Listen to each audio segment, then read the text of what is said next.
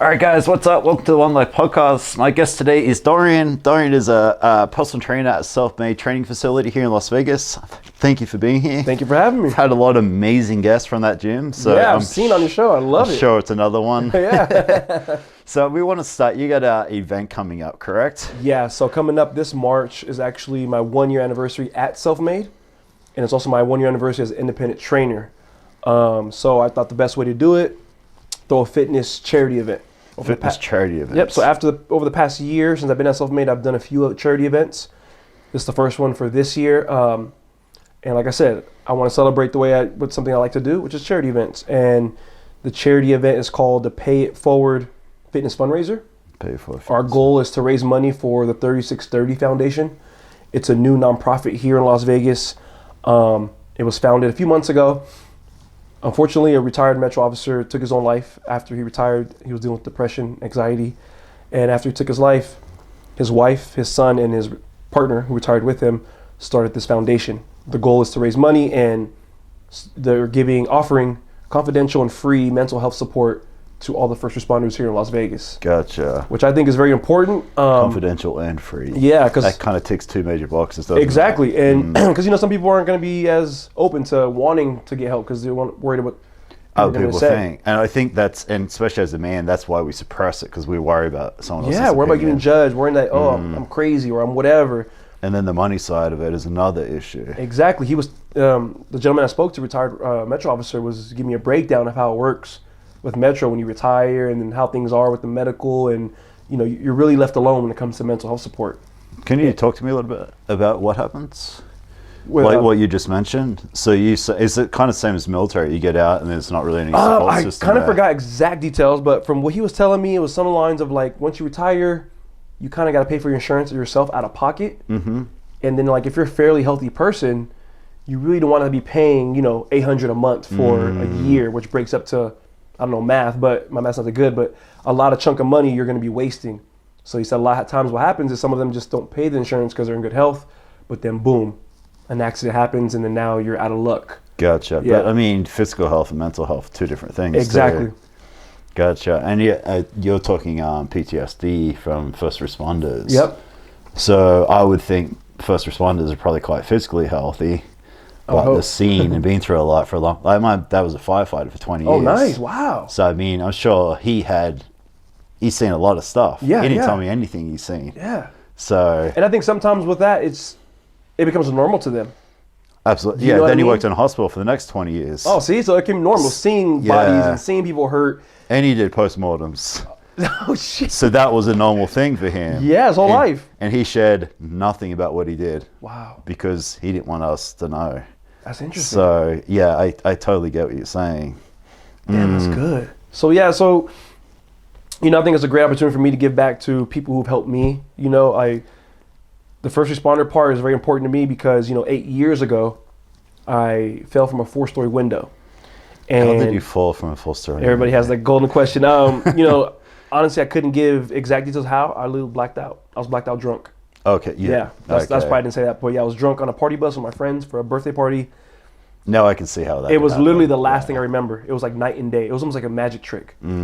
Party bus. The last thing I remember was like taking shots, and then I woke up like 3 days later, and I was in a hospital bed, and I just looked around. I'm like, damn. I looked at my mom. She looked at me and was just telling me it's gonna be okay, and I'm just like panicking. I'm tied down in the hospital bed on my wrist and a cross. Apparently, when I was on morphine, I tried to leave. Like I was so drugged up. Obviously, I fell from a window. I can't move, but I tried to crawl and leave, so they had me tied to the bed. And then after like a day, my mom told me what happened. Like, yeah, you fell out a 4-story window, and then I just instantly went into anxiety. It's probably my first time having anxiety. Like my heart started pounding. I'm like, what the fuck? Like, just tripping. And it took me about 3 weeks before I got out the hospital.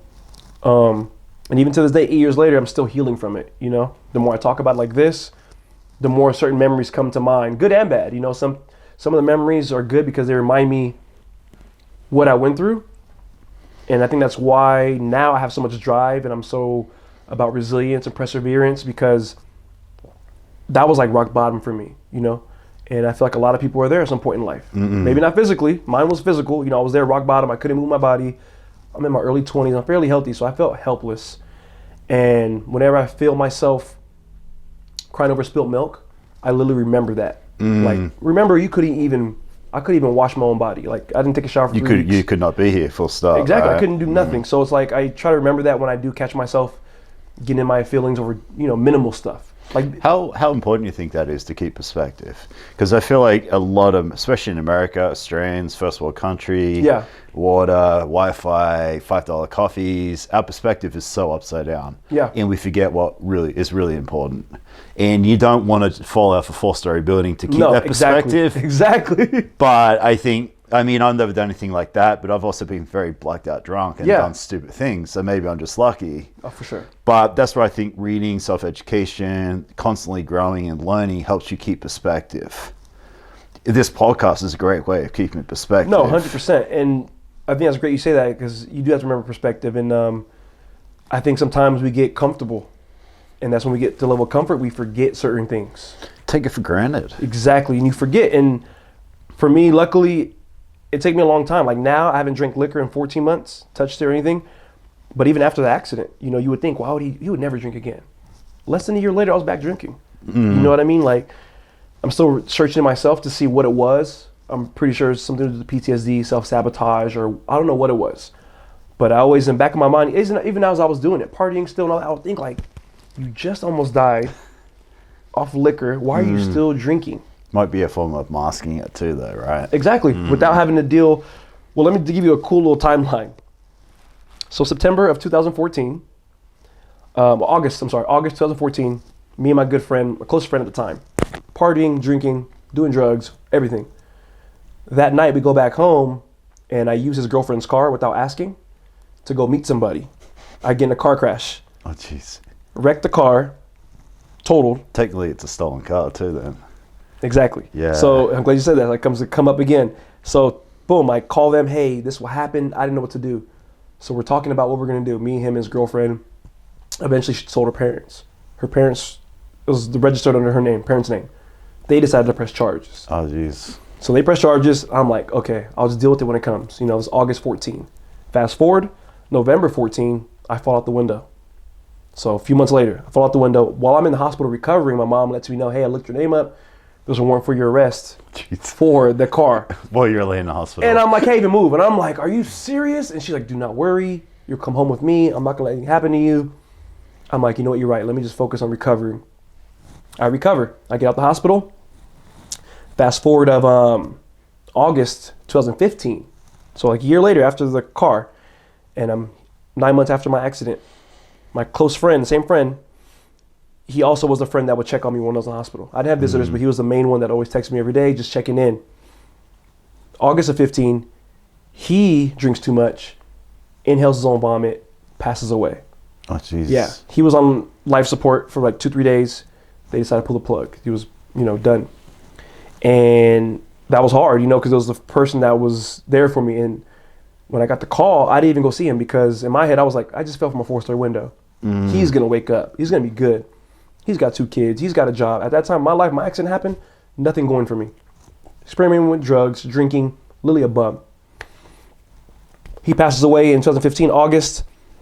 The night before his funeral, me and some friends are driving, run a red light, get pulled over. They run my name. Take me to jail for that warrant. Oh, jeez. And I'm crying, begging them, like, please, my friend just died. Funeral's tomorrow. He was like, I would, but it's a felony. I got to take you.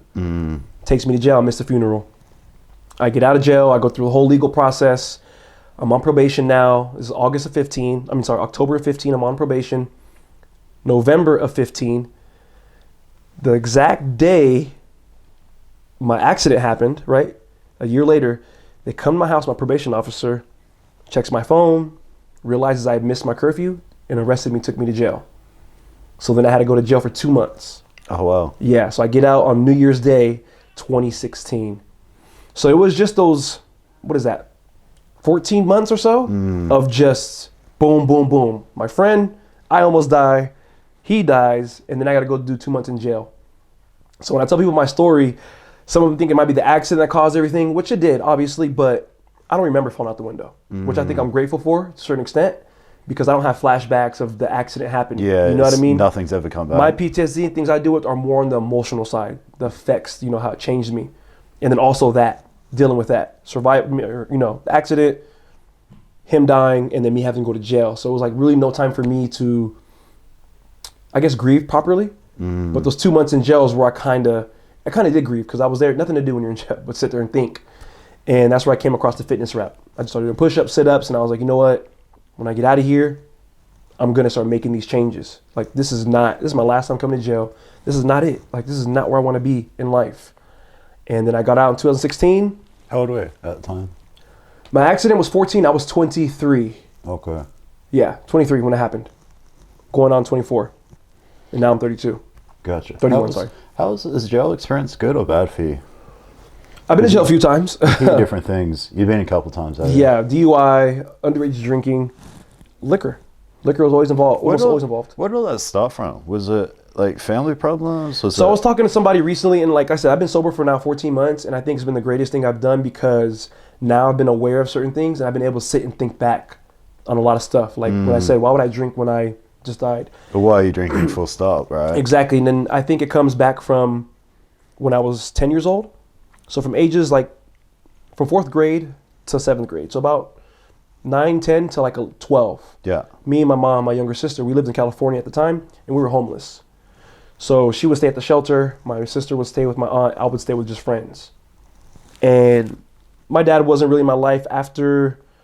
He was in my life up until that point, until we moved to Vegas, you know. And what I realized, I think what happened is I was a class clown. I ended up becoming the life of the party around this time the accident happened. Like those years leading up into it, 2012 to like 14, I was life of the party. I enjoyed it.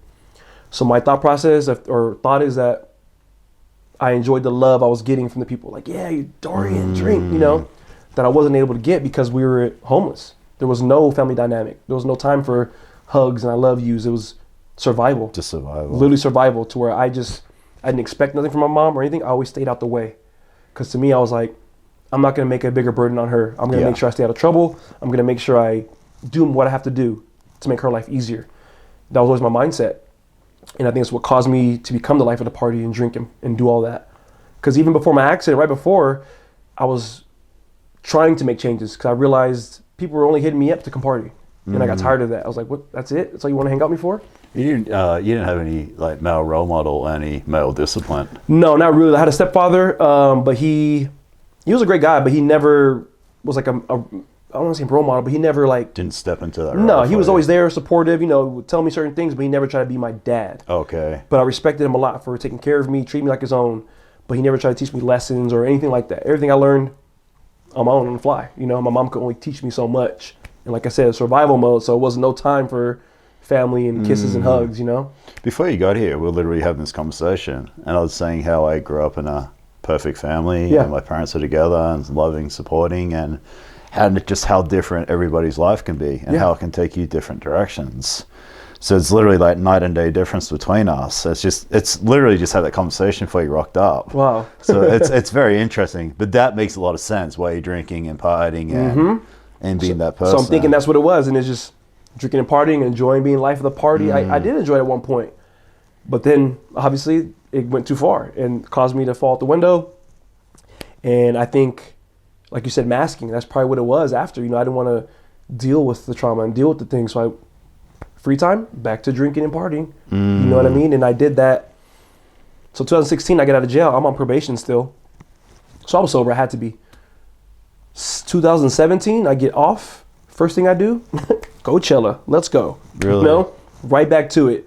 Drinking, partying. And then at this point, I thought I was in control because I set somewhat boundaries. Like, okay, I'll drink still, but just no blacking out.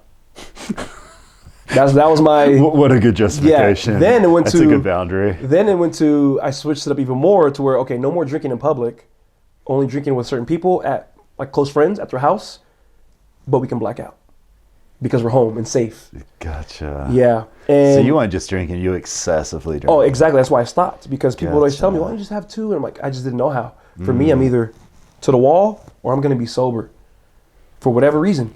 That's just I how was it the same, but I wasn't like getting blacked out drunk. Yeah. I'm either not drinking or I was drinking to go out and party. Yeah. But not to 10 shots was like out. pregame. Really? Yeah, and the thing is, I had a few good friends who liked to drink too, so it was like, and we could hold our liquor, you know, and it was just wild to me. So I like when you say like good friends, because maybe a good friend, but maybe not a good influence or environment. And that's one thing I struggle with too, is a lot of my close-knit friends is based off, I would say, longevity more so than anything. Like, I've known them so long and they've been there for me for a lot of times.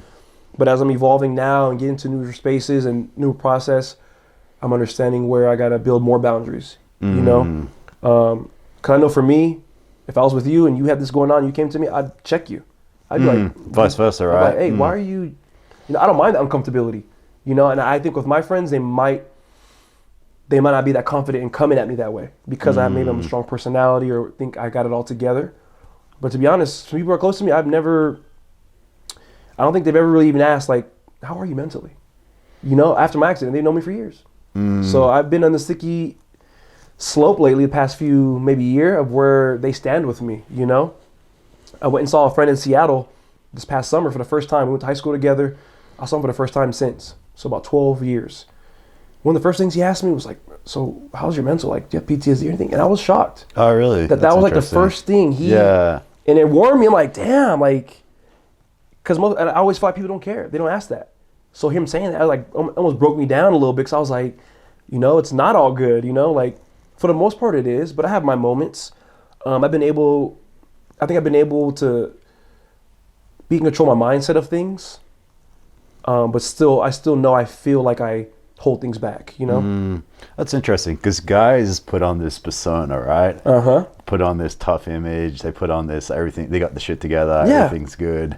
And it's funny, like, we put this persona on, but we also don't ask those deeper questions either. You don't. So we're guilty on both ends. No, 100%. And because I'm sure you don't ask those questions to your friends, or maybe now, but I guarantee you didn't. I mean, before.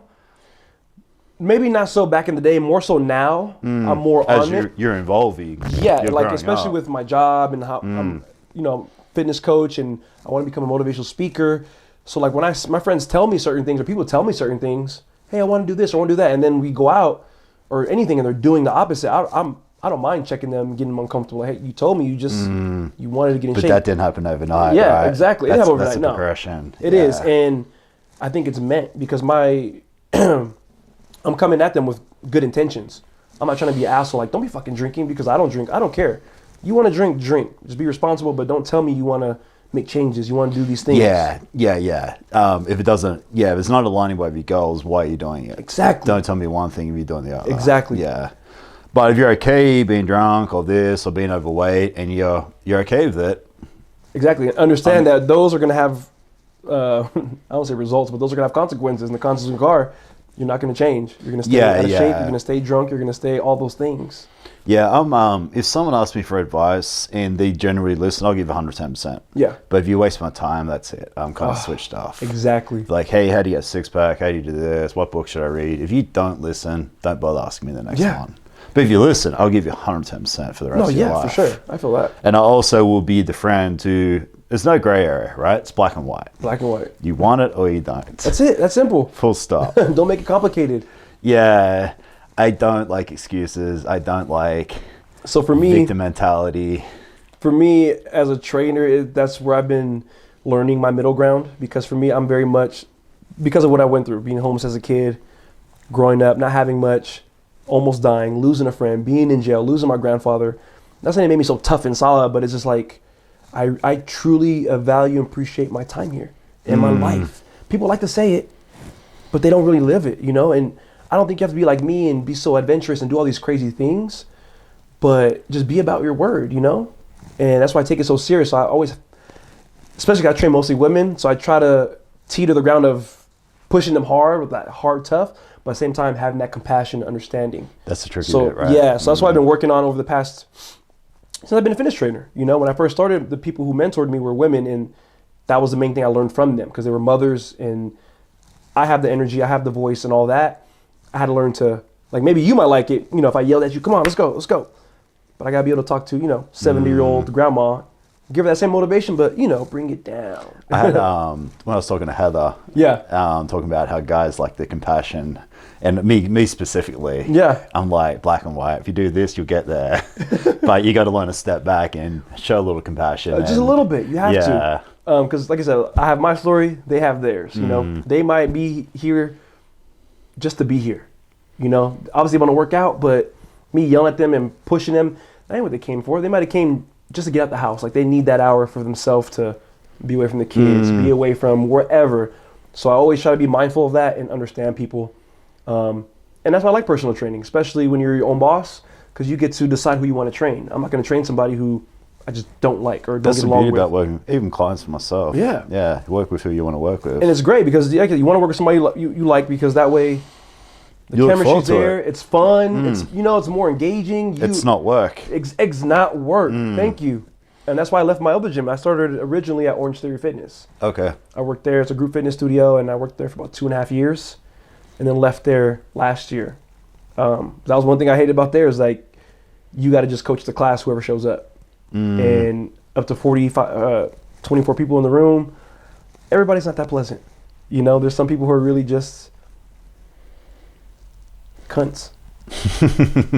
Just not for I don't know if I'm allowed to say that or not. No, you can say whatever you You're want. from Australia, so I know that's one of my favorite words. It's funny, man. I personally never use that word, but really? it's becoming like standard in Australia and New Zealand. I used to work literally right here down the street at the dispensary when it first opened, and I remember I would check IDs and Australian guys would come and they put me on game of what the word cunt was and whatever, and I just fell in love with it after that. It's literally standard in this. Like New Zealand's even worse, but it's standard, right? But then here they make it seem like it's oh my god, how dare you? And it's the worst word in the world.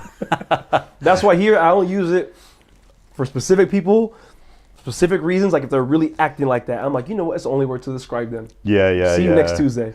I like that. As far as what you've been through, like besides perspective, like I mean, what has that done for your mentality? And like I mean, being homeless is that alone is huge.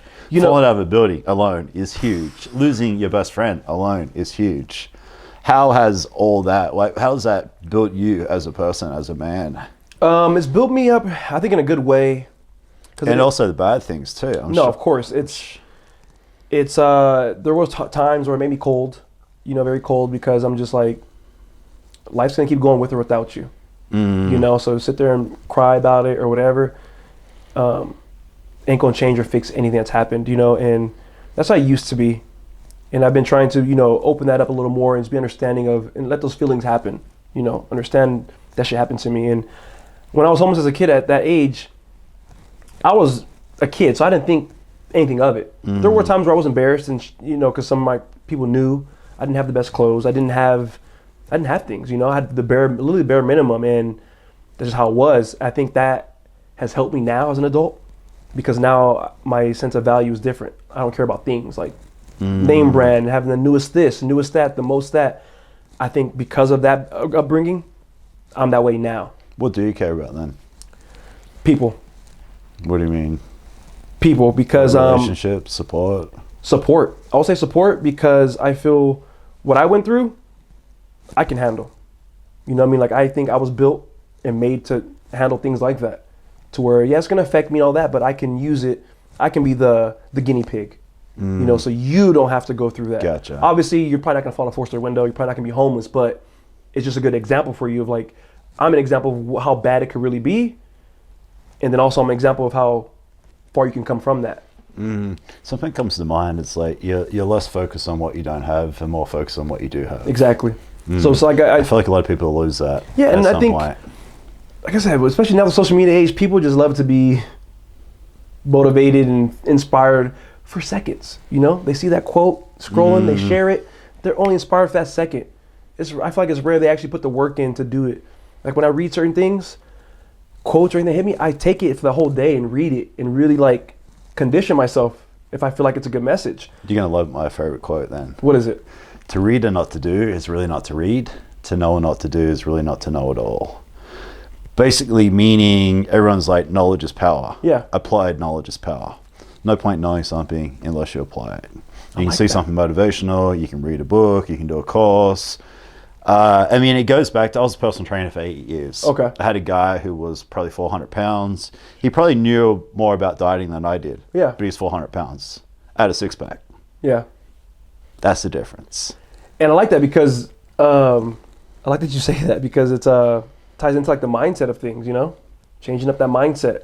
I lost track of thought. Oh yeah, so I was 10 years old. The homeless part, I think that helped me in that aspect.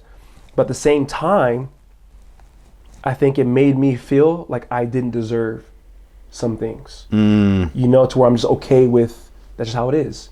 So I started I think a lot of things in my life now, I almost feel like I don't deserve, you know, because your environment dictates your mindset, your what's possible, the permission, the next step, because that's all you know, that's all you've ever seen.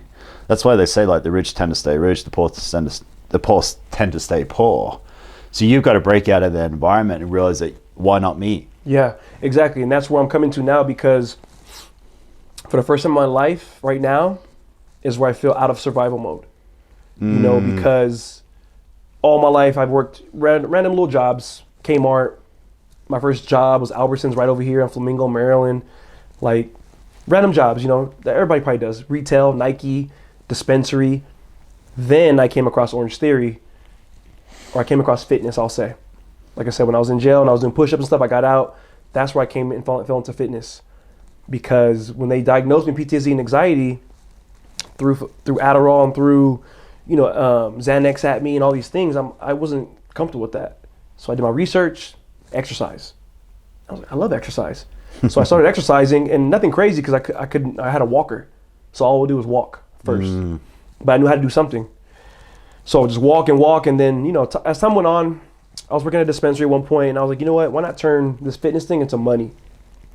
And then that's how it became. Into money. Exactly. And then now, this past year, I've been self-efficient. I think I did pretty well this past year. And it's like I said, out of survival mode. I'm in a point to where I'm making good money, doing something I like, and I can finally do things like charity events, work on myself. I'm not always just trying to get up there to the top. Like, granted, there's still work to go, but I feel like right now I'm at a point where, okay, you're doing good. You got things in order, you know? Plus you're growing as a person through the journey. Oh, 100%. What do you do for personal growth? You read podcasts? Me, I'm a big podcast person. How's that been for you? Huge podcast person. I'm gonna be honest, it saved my life. My favorite motivational speaker, Eric Thomas. E.T. Yeah, man. Big fan of E.T. I came across that viral one. I would love to sit here and talk to E.T. one day. Oh, man. I came across that viral one he had when he first blew up. You know, the swimming. As bad as you want to breathe. Yeah. And I fell in love. So when I get out the hospital and I stay in my mom's house and I'm on probation, I can't do nothing. I literally was just watching his YouTube videos every day. I mean, hours. Same ones, whatever. And that's the thing, right? It's okay to watch the same thing. Yeah, if it resonates with you, stick to it. And it's good because it's like almost like reading a book. When they tell you read a book more than once, because that's not going to stick with you. I read my favorite books 50 times. Yeah, and I think doing that engraved into my mindset, because ever since then it's just I've always just been feeling like go. Like there's more to life than what you're doing. Like, you know what I mean? I didn't go through all that shit just to be an average, regular person doing whatever anybody says. Like, I want to be in control. I decided when I was in hospital bed, like, I'm not staying here. I'm getting out of here. I want to be home for my mom for Christmas. That's what I did. Therapy every day in my bed. I couldn't move every day. I wanted to stop drinking. What'd I do? I just stopped drinking. You know, like I knew it was not benefiting me. Sorry. And yeah, I'm very keen on big decisions like that. But E.T. is the main one that got me into it. His podcast is great. There's a book that I really like. It's called Transform Your Life by Sherry Huber. I haven't read it. Yeah, my list is getting out of control. Well, it's not really. It's not like a book you're gonna read. It's like a daily thing. Okay. So like February 23rd, you open it. It's a quote by somebody. Gotcha. Winston Churchill, Obama, whoever. It'll be somebody like that. It'll be a quote. Then she will break the quote down, and at the bottom give you homework. Gotcha. The homework will be something like, okay, today, every time you see the color yellow, take a deep breath and think of something you're grateful for. That's what I did. Interesting. Since 2014. I used to have it as an app. I have it as a book now. And that's literally changed my life. it says transform your life. It did. It helped me realize how to condition your mind to certain things. That's why I became some more optimistic. And it's just a great book, man. And people on my Instagram always ask me for it because I post it every day in the morning. I post the daily quote. Sometimes, you do? Yeah. Sometimes the homework is a little corny to me, and I won't do it when it's like I just told you, the color yellow and this and that. I'd be so busy at work or whatever, I forget. But sometimes the homework is easy, you know? It's easy homework. Like when you're getting stressed today, remember the glass is always half full. Little things like that, and I would do it. And it's so crazy to me when I was doing it in 2014. Little did I know I'd be where I'm at now. It was before my accident happened. I was already slowly shifting my mindset. You know what's crazy? If wait for another 5 years. Yeah. It's like it's like little tools in your tool belt. The more you read, the more you consume, the more conversations you have with the right people, you just start adding and adding and adding. And then on top of that, you start adding more and more good habits. Yeah. And before you know it, you're like, oh my God, I'm just becoming a bigger, better version of myself. And there's no ceiling, there's no cap on it. I mean, I read 60 books a year, wow. I do 150 podcasts a year now. And then things like journaling daily, cold plunging daily, fasting daily. Wow. All these things that you implement, and it just makes you a better version of yourself. And then like more relentless, more appreciation, 2 ears and 1 mouth, learning to shut up, listen twice as much as you speak, don't criticize, condemn, complain. All these little things just make you a better version of yourself. So I like you're on the right journey. No, yeah, man. And yeah, it's just, you got to want better for yourself. You know, like people talk about it, but they just don't put the work to it. Because it's easier to say it. Yeah, it is. And it's like we're in control of our lives. I never just talk the talk. Yeah. I'd rather just lead by action. That's good. I barely ever say anything. I'll just do it. Because too many people would just talk the talk, right? Yeah, all the time. Because it sounds good. You know what I mean? It sounds good. You're motivated. It's a cool thing to post on social media. Yeah, it's cool to post it on your Instagram, and you're probably at home not doing shit, but you're, let's go, motivation guys. Yeah. I know how it is. You can tell. When I see people come into the gym, client, I can just tell. You get your vibe, what they're really about. You know what I mean? I can see through that bullshit you put on your social media. Absolutely. As far as the business, where do you want to go now? So right now, it's my first year, coming up my year of independent. I think I've finally got... What are you struggling with business-wise the most, your first year? First year? For me, it was realizing that personal training is a business and it's not just training people. Yeah, I'm going to say the first year has been the hardest for me, is similar to that, is accepting or understanding this is not a hobby anymore. You know what I mean? Like understanding it's a job. So like... Well, it's a business. Exactly, a business. Right? Like I can't just think, okay, I'm going to train my clients, you know, my morning clients 6, 7, and 8 a.m. and then I'm done for the day. Yeah. Like there's certain things I have to do, you know, from 10 to 12, like whether it's promotion or just researching things. And that's the first thing. The one thing I struggled with was I would just train and think that the job is done. Which you can in a regular job. Exactly. That's exactly how a regular job works. So what I've been working on is making it almost like a regular job to where, okay, my clients are, you know, 6 to 11. I need an hour and a half on Tuesday, Thursday to do admin work, you know, anything, putting videos together, content, promo ideas, reaching out to people. So that's the main thing I struggled with. And then also finding my niche. You know, I don't think I've nailed it down completely yet because I was still newer. I would just take on anybody. And because that's where my background was Orange Theory. At Orange Theory, you have to coach everybody. 65-year-olds all the way to 14-year-olds. So I was like, okay, that's what I like to do. What are you passionate about the most with training? Am I passionate about most? Yeah, what do you like with your fitness, with your training? What do you like? I love weight training. I love Muay Thai. That's kind of my passions. I like weight training, literally just strength training heavy, and then the rower. The rower. I love the rower. Who loves the rower? I do. That's some sick fetish. Yeah. People say same in my back or whatever. I just, for some reason, because after my accident, my knees are shot. Okay. So running is just difficult for me, and I worked at Orange Theory, and the rower is part of it. And it's low impact on the knees. Yeah. Hits 80% of the muscles. Hamstrings, which I love working my hamstrings and glutes. And yeah, you've done it. You know, you do 1 minute, you're like, shit. Yeah. You know what I mean? Running's not easy. It's not. So that's one thing I came to like. That's my main thing when it comes to training. I love to do that. That gets me going. Gotcha. Let's talk mental health. Yeah. So I had a guest on recently, and unfortunately, her son committed suicide at an early age, and now she's a suicide advocate. She's doing amazing work. Wow. But she said there's over 2,000 suicide attempts daily reported, with 130 successful daily just in the US. Jesus. So that's really scary, right? Yeah, it is. Super scary. And like we both know, like the military, how bad that is, how bad the transition is, how high suicide rates are.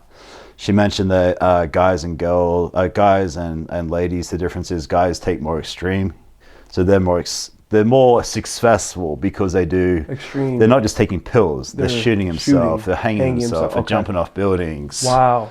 So it's like I like what you mentioned mental health, and we always think like military, but you mentioned like emergency services. Yeah. And PTSD and that. And I found that very interesting because I never thought about it. They see just as much as anybody. I honestly didn't think about it until I came across this nonprofit. They said all first responders, and I'm like, wow. The job revolves around someone else's misfortune for the most part. That's what they, especially EMTs. They're the ones first on the scene. They're seeing the body. They're, and I can only imagine the shit they see on a daily, like you said, your father as a firefighter. Yeah. I'm sure he saw some shit almost not every time he went, but you know what I mean? For going the most through that. part, right? Yeah, and then he moved on to the hospital, then mortem. So, he saw it. When I think about it, I can't remember anybody ever talking about that. The EMTs. It's always, for sure, it's always military, things of that nature, but I've rarely heard people mention the nurses, the EMTs, ER doctors, you know what I mean? Police officers.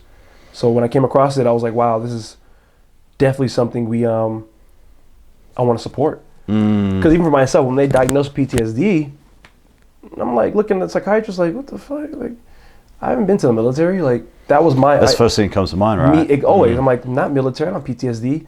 I look up the symptoms and I don't have flashbacks. I don't have cold sweats, And I was naive to it at first. But my mom was adamant. You need to go, something wrong with you. You need to, and it was, sure enough it was, did it turn off? No, it's sometimes the monitor turns off. And it was a while for me to accept it, and it took years until I would notice certain things, What do you notice? Anger. Anger. Yeah, and it's like. Anger towards what and why? It's just when something would really trigger me, the level of anger that would get in me, I couldn't even tell you. And it's like, not like I would yell or anything, I could just feel it though. Like I've been mad, I could be mad, upset, annoyed, but there would be certain times where like the anger would just be boiled into me. And that's why I started getting into workouts. And even now that I work for myself and I became more responsible, I'm able to delegate who and what I allow around me and in my space. Because before then, that's when I would notice the triggers. If I'm just willy-nilly hanging out with anybody or around anybody, working anywhere or anything, little things would trigger me to where I'd feel a blow up, and I can easily go off and pop off on something real bad. That, and then emotionally, I have a real big emotional disconnection. Since my accident happened, the relationship with my mom at the time, my mom and one of my sisters is just not good. Not like it's bad, but it's just, I dissociated myself. For whatever reason, like my emotional connection to certain things and people it's harder for me, Touch on something comes to mind. You're talking about like the people you're around, conversations that you have, the things that you hear. When you work for yourself, you have the ability to work with who you want. You can control all that, right? Yeah. And that's what I've noticed is like all my conversations are positive. I never had bad stuff in my life. I never hear bad stuff. Yeah. But I was at Starbucks the other day doing some work, and the people sitting behind me, it was negative, and it was talking about other people, and it was weighing on me so heavy, and it was affecting me so bad because I'm not used to it anymore. Yeah. I'm not, like, if you and I are working together, we don't get along. I'm not stuck working with you 40 hours a week. I don't ever have to put up with that, and I know most people don't. But the beauty about working for yourself, choosing your own clients, setting your own environment, is you can create a positive environment for yourself, right? It's amazing. I never thought about it that way, but you're right. But it's true, right? No, it is. You're not going to bring on a client that you can't stand. No, I mean, I'd have an accident, but... Unless you really need the money, but as soon as you don't need the money, they're out of there. I'm glad you say it, because now it's making more sense now, because obviously the clients I'm around, I love and enjoy them. They're great women. And you're all adding to each other, right? Yeah, and now it makes sense, because that's how I feel too, because when I'm in certain spaces and things like that, I don't feel as comfortable anymore, If you, I was going to say, if you ever get trapped in the corner, someone give you excuses or justifying why they're smoking, or I'm like, I have a very hard time with it. I kind of get angry in a way. Like, I'm like, wow, I'm glad you're saying this. Kind of like, now I'm not tripping, because I've been feeling that way around certain people or something like things. Like, I'm just like, I'm not. Kind of gets under your skin, right? Yeah, it's like, that's not what I'm on no more. Especially when it comes to, you said, talking about other people or anything. One thing I really hate is the gossip, especially when it comes to somebody else, especially celebrities. Anything. But when people try to talk about other people's lives they don't know, and I'm just like, why can't we focus on something else? Let's pull each other down. Let's go to a charity event. Let's go do something. It's insecurity. I'm not insecure. Yeah. I like who I am. I am proud of who I am, and I develop myself each and every day. Yeah. I don't have to pull someone else down to make myself feel better about myself. No, yeah. If I'm not as lean as I want to be, I understand that's on me. If I'm not making as much money as I want to make, that's on me. And what is it? As soon as you take accountability for everything that happens to you, as soon as you start succeeding. No, I believe that. So it's like when you have someone justifying something or making an excuse or tearing someone down, it really gets to you. No, yeah. And like I said, I hate that people will be friends, but they're not comfortable enough to have that conversation with you of like, hey, look, you've been drinking too much, my man. Like, I just noticed whatever. Because I have some people who I know who have told me some stories, and I'm just like, that's not okay, you know? But other people will sit around here, and I was like, oh, that's just him. Like, nah, man. If you really care about somebody, you got to press them and let them know, like, this is not okay. Now, if they flip on you and get upset, whatever the case may be, it's unfortunate, but that's a good friend. It is. If you have a true, like, you're trying to be real there for them instead of just judging them, it's different, you know? Then on the flip side, people who pretend to be friends. If you're not friends, I want to know where we stand. It's not like I pretend to be friends and talk about you behind your back. I can't stand that stuff. You're friends and you get on, or you're not friends and you don't get along and you have nothing to do with each other. Just be consistent. All it is. Consistent. Be consistent. Consistency. I cannot stand not knowing where I stand with somebody. No, for sure. If you don't like me, I'm fine with that. I respect that. I do not care. I've accepted a long time ago, especially with this job I have. Everybody's not meant for everybody. You know, like, I don't take it personal if a client decides to go with another trainer or they decide to whatever, because think about a doctor. I'm pretty sure you go to a doctor, you don't like them, let me go see if my insurance has somebody else. It's the same thing. With anything, right? Anything. You do not have to be with somebody or like them if you don't want to. You don't. You have the choice to, I'm going to go this way. I don't take it personal. Like, I want you to find the trainer that works for you and your kind of humor and your kind of whatever, because I'm the same way. I'm not going to take on just anybody just because you want to work out and I train. No, I got to make sure you fit with the mold of my ladies I have and also my personality, because I know my personality is not like everybody else's. So, and it's funny, man. Like, as I charge more with what I do and more, the money still doesn't justify the client. It doesn't. Even I was making $1,000 an hour. It doesn't, yeah. And it's not the right client. I still don't want to be there. 100%. And I hate saying that out loud. Like, you're making a ridiculous amount of money for something you love to do, but being around the wrong person. But then when you're around the right person, you could be there all day and do it for free. Man, I've done that. Not free, but I've been in a conversation with somebody before, a good client. Like, after the session, we literally sat there and just talked for like life stuff for like an hour. I was done with work, but I was just like, oh, damn, it's getting late now. But I didn't mind it. I enjoy that, because I think we shouldn't take for granted the not relationship. What's the word I'm looking? Connection with people. Sometimes you shouldn't take it for granted. I do feel like you meet certain people for certain reasons. Hopefully, I think we just need to have a higher tolerance for others, because, you know, obviously different backgrounds, like you said, polar opposites. You know, but I want to take advantage of getting to meet you and know you, because you coming from different background, all that. You probably got some shit for me in my life. I'm like, oh, so I can see life different in perspective. Yeah, absolutely. You know, instead of thinking, you're not even from here. You have both parents. You're different than me. I can't do anything from you. Bullshit. I want to know men's mental health from your perspective. Where are we going wrong? What do we need to change? How do we change it? I think the biggest thing is us men getting understanding that we go through shit just the way women do. You know, I think. Is this easy for you to talk about? Yeah. Honestly, being sober has made it better. And then honestly, talking about my story more to people telling them and hearing back from people like that helped me, or that's inspiring.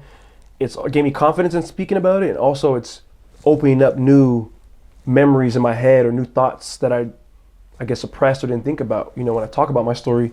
And sometimes people ask good follow-up questions to where I'm like, oh, and I'll think a little deeper. But I definitely think men's mental health is very important for themselves, especially if they're parents or even partners. You want to be mentally right for your partner, for your kid or your daughter, for your mother. I think it's important that not just men, but everybody does self-help stuff. If you can't afford therapy, man, get a podcast. There's so much free information out there now that our parents and older generations didn't have, so they had no choice but to keep it to themselves. There's a lot of information out there. Like, you can't get a therapist, find a podcast. There's so many good podcasts that if they don't save you completely, they might help you get a little bit of ease. You know what I mean? Just one little thing, right? Until you can find, a therapist you can afford or whatever the case may be. I think you have to go outside of your normal, comfortable zone. Do you think there's too much expectation on men being men? Yeah, 100%. Where does that come from, you think? Just old times, I guess. Just be strong. Don't cry. You got to be tough for the woman. And then they put the woman in a certain space too. They had to be a certain way.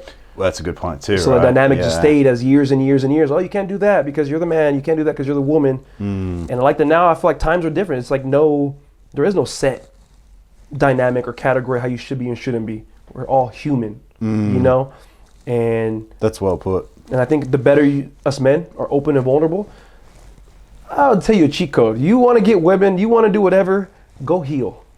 Go be vulnerable. Go tell your story. Women, a woman, not a girl. If you want a woman, that's what they like. That's what attracts them. Somebody you actually would want to date. Generally, they're the ones who... That's what I've found. Like, the women who are the right women, they're the ones who respond to that the best. Yeah. I've literally put a group of guys together, and I'll add you to it after this. But when I say it to women, they're so supportive. They're volunteering time, resources. They're sending me text messages.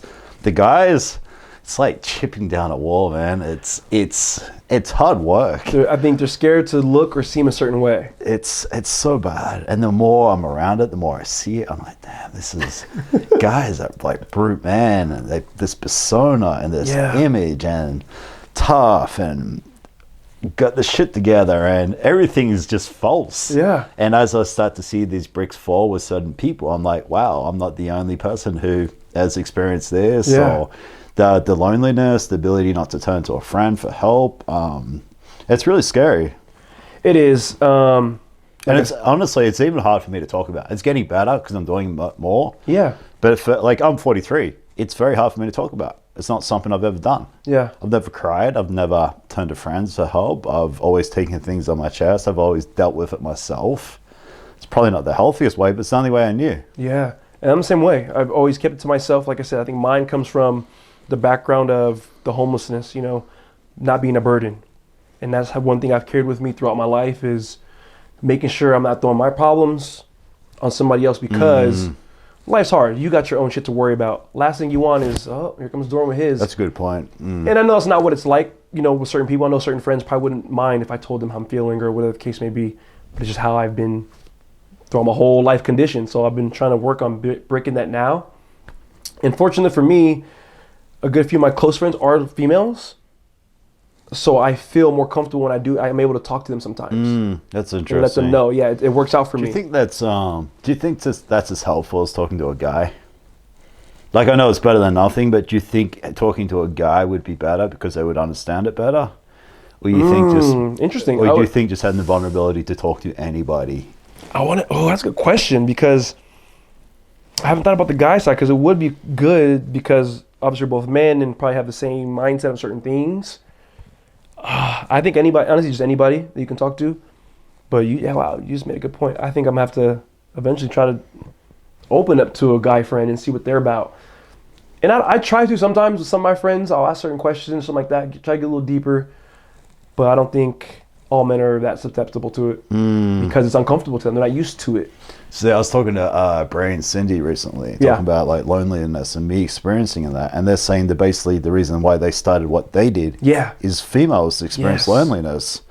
And that blew my mind. I thought females had plenty of friends, plenty of support. I thought it was just the guys. Same. I was surprised too, yeah. So I thought it was the guys who were just too proud to reach out for help or...